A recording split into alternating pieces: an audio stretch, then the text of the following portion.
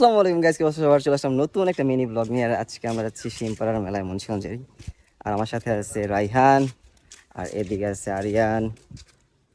এই আজকে আমরা তিনজনই ব্ল্যাক। ও বাসা থেকে চলে গেলাম বাজারে, কারণ ওখান থেকে দই মিষ্টি নিতে হবে। আর যেখানে মেলা হচ্ছে তার পাশেই হলো আমার চাচির বাবার বাসা, কারণ ফুল ফ্যামিলি যাচ্ছে। যখন সর্বপ্রথম চাচির বাবার বাসায় যাবে, এরপর ওখান থেকে মেলায় যাবে।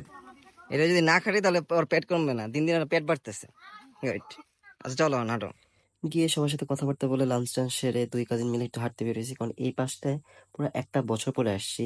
অনেক হয়েছে খাওয়া দাওয়া, এবার চলুন মেলায় যাওয়া যাক।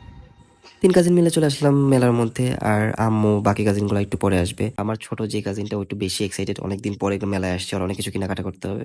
কারণ কেনাকাটার আগে আমরা সর্বপ্রথম চলে আসছি খাবার দাবার আইটেমের সাইডে। আগে খাওয়া দাওয়া করব, এরপর বাকি কাজ করব।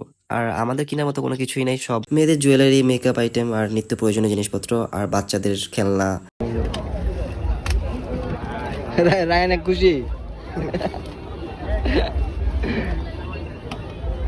আম্মু আর বোনদের কেনাকাটার পর পপকর্ন আর পায়েসের জন্য ছোট ছোট বল খুঁজতেছিলাম, বাট কোথাও বল পাচ্ছিলাম না। যা ছিল সব বড় বড় অনেক বল, আর এগুলো দিয়ে ওরা খেলতেও পারবে না। তো সবাই মিলে প্ল্যান করে আসছিলাম যে সবাই মিলে একসাথে নাগরদোলায় উঠবো, কিন্তু এখানে নাগরদোলাই আসে না। কি আর করার, এরপর এখানে চলে যাবো এখন বাসায়। আর আজকের ব্লগটা কেমন লাগলো অবশ্যই জানাবেন। দেখা হচ্ছে নেক্সট কোনো ব্লগে। সে পর্যন্ত ভালো থাকবেন, সুস্থ থাকবেন। আল্লাহ হাফেজ।